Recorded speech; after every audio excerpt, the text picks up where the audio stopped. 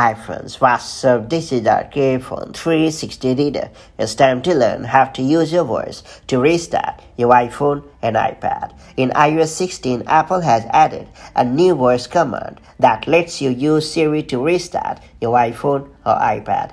Typically, when you want to restart your iPhone for whatever reason, you have to perform a button press combination to do so. However, in iOS 16 or later, you can use a Siri voice command, which makes things easier if you don't have both hands free.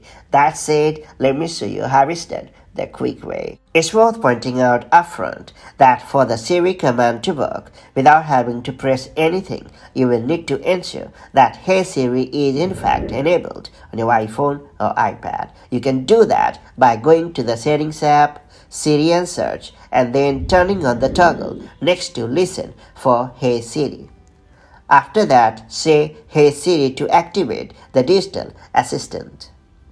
Now say Restart iPhone or iPad.